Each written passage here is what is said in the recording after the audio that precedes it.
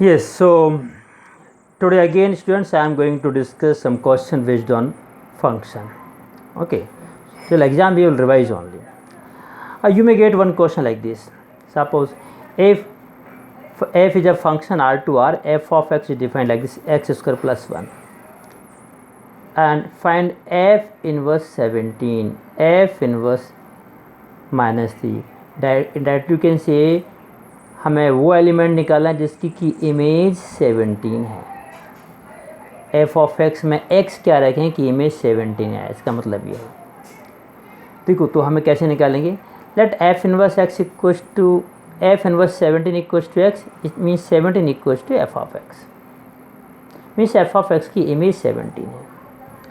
Now what is f of x. X square plus 1, so हम रख दिए x square plus 1. X square plus 1 equals to 17 means x square equals to 16 means x equals to plus minus 4.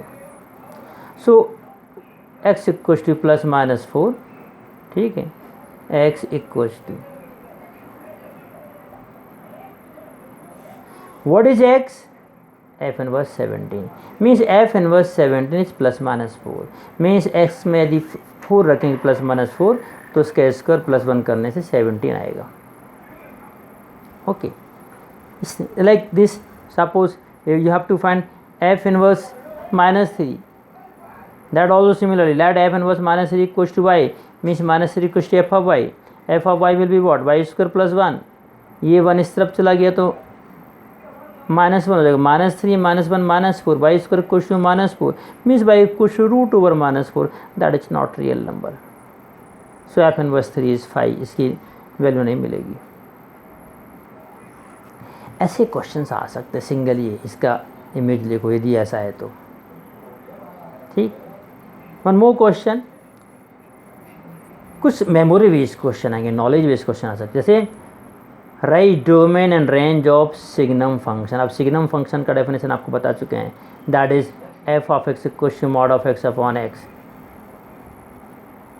Now look here domain will be R. X तो कुछ भी रख सकते हैं, but range what will you get. Suppose you are taking x equals to 5, तो mod of 5 upon 5 you will get 1. You are taking minus 5, तो mod of minus 5 upon 5 minus 5, then you will get minus 1. Suppose 5 की जगह आपने 6 ले लिया, mod of 6 upon 6 that is 1. Minus 6 ले लिया तो minus mod of minus 6 upon minus 6 then minus 1 means finally range you will get what, minus 1 और plus 1. और ये x इक्वल्स टू 0 के लिए 0 हम डिफाइन कर लेते हैं, तो इसका रेंज में आता है -1 0 1. ये मेमोरी बेस्ड क्वेश्चन आपको पता होना चाहिए. Similarly greatest integer function. Greatest integer function का डेफिनेशन मैंने आपको बताया था. सपोज 0 से लेके x 0 से लेके 1 के बीच है, तो सबकी वैल्यू क्या होगी, 0 होगी. F of 0 0, F of 0.1 0, F of 0.9999 0, और जैसी 1 आएगा एफ ऑफ 1 तो वह हो जाएगी 1. फिर F of 1.1 1, F of 1.2 1, F of 1.99 1, फिर जैसी 2 आएगा तो एफ ऑफ 2. कहने का मतलब है डोमेन तो इसका आर हुआ करेगा, पर रेंज हमेशा क्या आएगी, इंटीजर आएगी. ये तो 0 1 2 या -1 -2, तो इसका रेंज है z. एक concept based memory based question, ऐसे क्वेश्चन भी आ सकते हैं. एक क्वेश्चन और देखिए. If f of x equals to a x plus b और एफ ऑफ -1 की वैल्यू -5 दी है, एफ ऑफ 3 की वैल्यू 3 दी है, तो फाइंड ए एंड बी. तो हम रख देंगे एफ ऑफ -1 नीचे में रखेंगे -1 -1 into a minus a plus b equals to -5. F of 1 का मतलब एक्स में इसकी जगह 1 रखना है, तो रख दिया 1. तो a into -1 minus a plus b that is equals to -5. F of 3 equals to 3 means यहाँ 3 रखो, तो 3a plus b equals to 3, और दोनों को सॉल्व किया माइनस करके, तो a equals to 2 b equals to -3. Simple सी बात है. So like this you will be getting some small questions which is concept based.